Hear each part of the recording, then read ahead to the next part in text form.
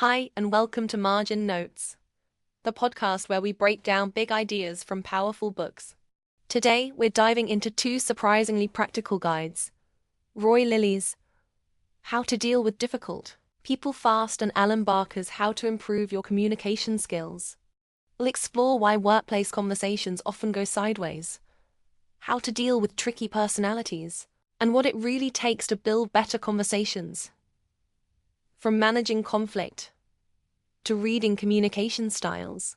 If you've ever walked away from a meeting feeling frustrated or misunderstood, this episode is for you. Ever walk away from a work chat feeling like you just, wrestled a particularly slippery octopus? Yeah.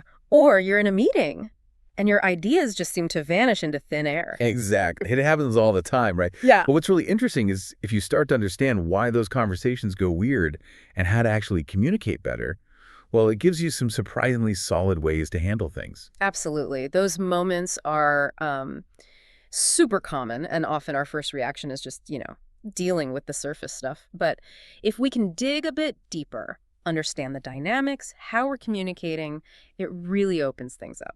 Which is exactly what we're going to dive into today. We've got two really helpful guides with us, metaphorically speaking, of course. Right. First up, Roy Lilly's book, How to Deal with Difficult People Fast, Effective Strategies for. Think of this one as your practical toolkit for those tricky personalities at work. Yeah, the micromanager boss, the colleague who hogs the credit, maybe even that customer who seems impossible to please.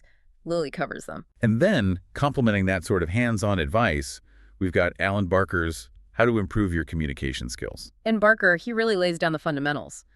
Building rapport, better conversations, persuasion, presentations, making meetings, well, less awful. So our mission here, for you listening, is to pull out the really useful, the immediately actionable stuff from both books. Yeah, give you a real leg up in those daily interactions, whether you're trying to get buy-in for an idea or just, survive a conversation with someone driving you nuts. Get ready for maybe a few of those aha moments, hopefully. Let's hope so. Yeah.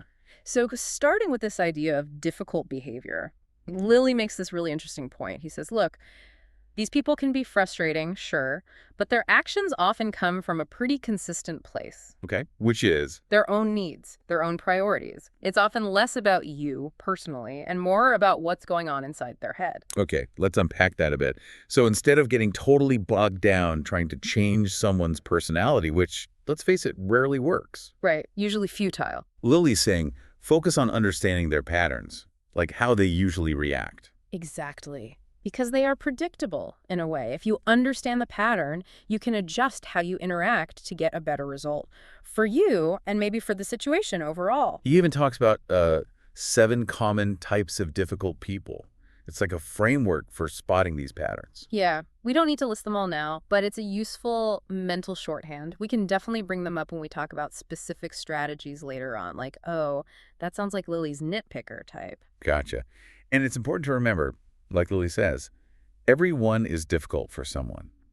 That's such a good point. It's not about slapping labels on people, is it? It's more about recognizing that, hey, this behavior is challenging for me and understanding how I can respond better. Precisely. And Lilly also notes that this stuff isn't always fixed. Sometimes difficult behavior is learned, bullying, for example. Right. And he even brings up people pleasers. They seem agreeable, but they can become difficult because they say yes to everything, get overloaded, and then They drop the ball, creating problems elsewhere. Yeah, I've seen that. it's counterintuitive, but true. And Lilly also reminds us that, pressure, the work environment itself, can really reveal people's true colors, sometimes in surprising ways. Okay, so that's Lily's take on understanding the behavior. Now let's switch gears a bit to Alan Barker and the communication fundamentals. Right. Barker starts with the traditional way we think about communication, the transmission model. Like, I have information, I send it to you. Like a radio broadcast. Exactly, just sending the signal out. But Barker says, hang on, that's way too simple. He argues that how we actually understand things is much more about pattern matching. Pattern matching. What does he mean by that? Well, our brains are constantly trying to fit new information into what we already know, our existing mental models. He uses the Kinesa triangle as an example. You see disconnected shapes, but your brain fills in the gaps and sees a triangle that isn't technically there. Oh, okay. So we're always trying to make sense of things based on our past experiences and expectations? Exactly, which means the same message can land very differently depending on who's receiving it and what patterns they're using to interpret it. So it's not just what I say, it's how your brain processes it based on your internal stuff. Precisely. So Barker shifts the focus. Communication isn't just sending data, it's about building rapport, creating mutual understanding. It's about connection. Okay, connection. How do we actually build that, according to Barker? He talks about mirroring and matching. It's about subtly aligning with the other person.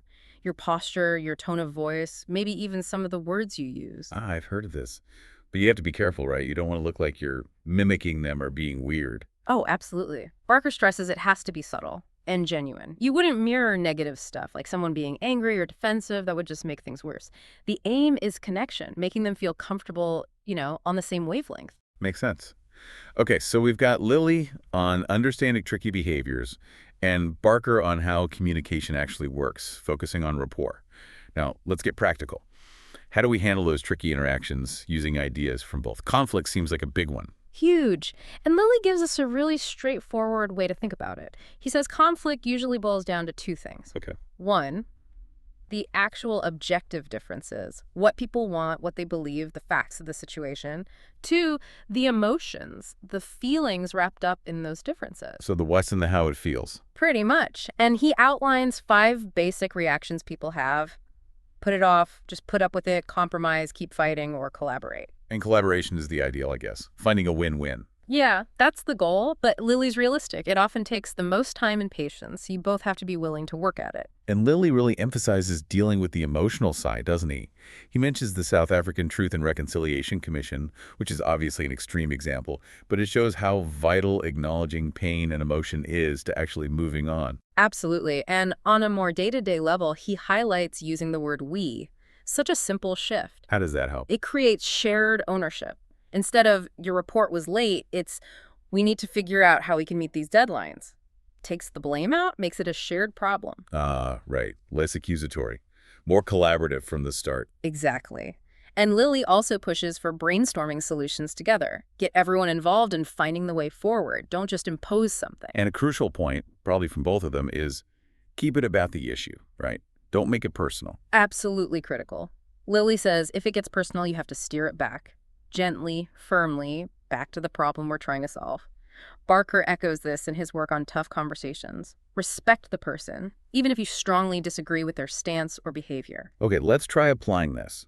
Let's take some of Lily's types and see how Barker's communication skills might help. What about the quiet one in meetings?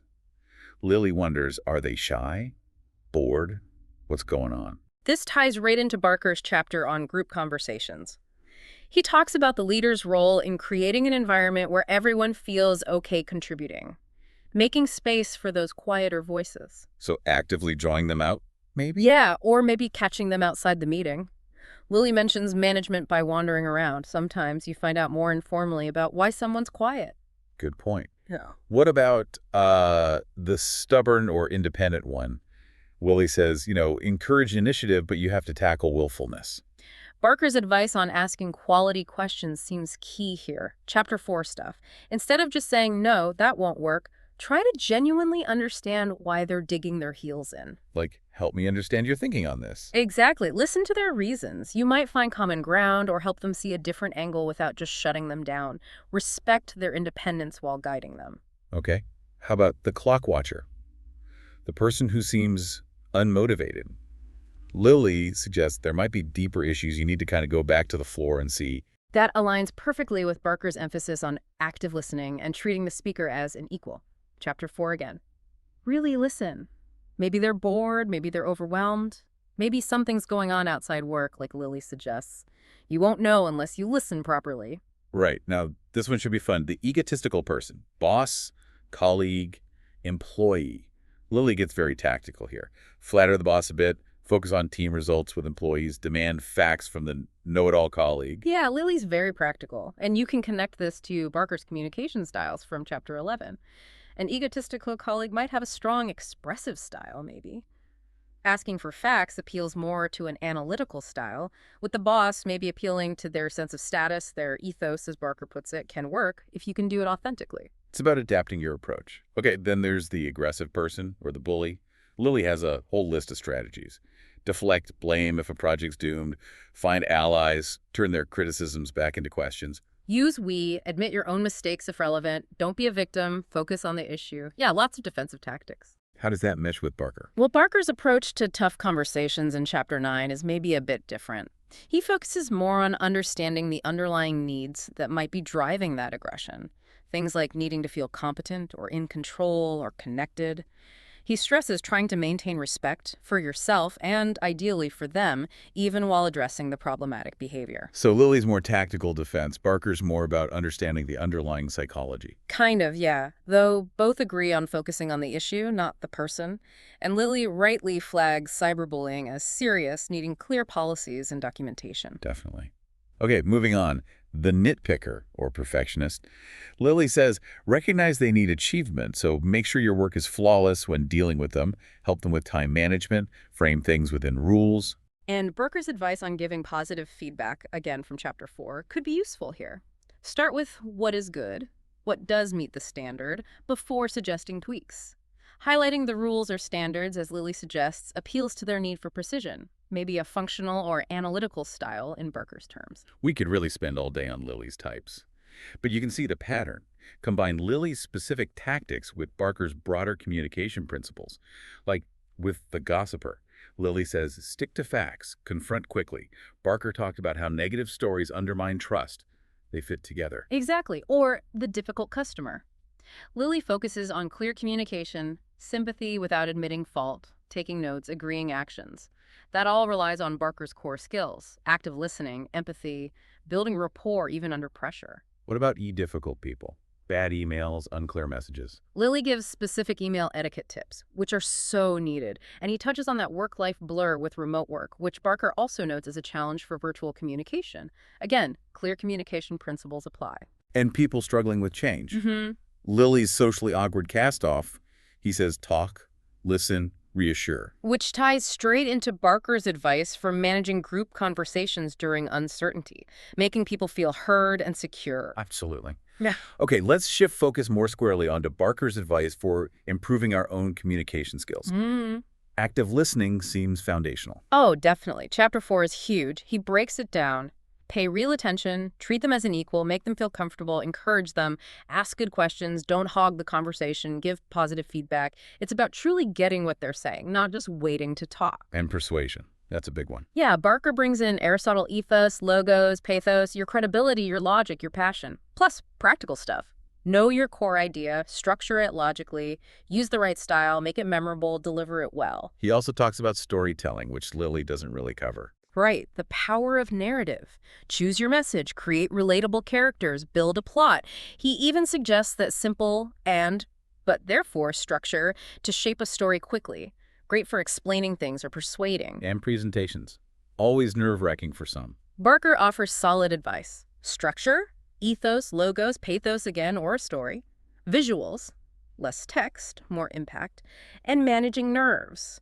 Simple breathing techniques can make a huge difference. Meetings, the bane of many people's existence. Barker gives good guidance for chairs and participants. Clear goals, manage conflict constructively, empower the group, think structuredly, and he acknowledges the shift to virtual with its own tech and engagement challenges. And those really tough conversations. Barker comes back to managing the uncertainty, the strong emotions that combat feeling. Focus on underlying needs, competence, autonomy, relatedness, and mutual respect, even when it's hard. Networking, too, often feels a bit transactional or awkward. Barker reframes it nicely. It's about building real relationships based on generosity, mutual support, not just collecting contacts. And having a clear, concise way to introduce yourself helps. Finally, those communication styles he mentions. Yeah, social, analytical, functional, expressive. Understanding your own default style, learning to recognize others, and crucially, adapting your approach. That's incredibly powerful for connecting better. So wrapping this all up, it really feels like combining Lilly's very practical, sometimes tactical advice for specific difficult situations with Barker's deeper principles of good communication gives you a really powerful toolkit. Exactly. These aren't magic tricks, they're skills. Yeah. Learnable skills. Understanding others, communicating clearly, respectfully, having strategies ready, it all adds up. It leads to better outcomes, less frustration, more success, really. Definitely. Better relationships at work and probably outside work, too. So here's something for you to chew on as we finish. Think about a recent interaction, maybe one that felt frustrating or just didn't go well. What's one specific idea from Lilly or Barker we talked about today that you could try next time? Or maybe think about Barker's 4 communication styles. Which one sounds most like you? And can you picture a situation where consciously trying a different style might really change the game? It's worth reflecting on your own patterns. And if this has sparked your interest, definitely check out the books themselves. Roy Lilly for the practical tactics, Alan Barker for the communication fundamentals. Maybe even look into a communication styles assessment. Lots to explore. Ultimately, the idea is that by understanding these dynamics better, you can navigate your world with, hopefully, a bit more confidence, more effectiveness, and maybe feel a little less drained after those tough conversations. Thanks for taking this deep dive with us. Thanks so much for listening all the way to the end. If you enjoyed this episode, show us some love, hit the like button, subscribe to the channel, and share it with someone who might need a little more flow in their life. Until next time, stay curious, stay present. See you soon.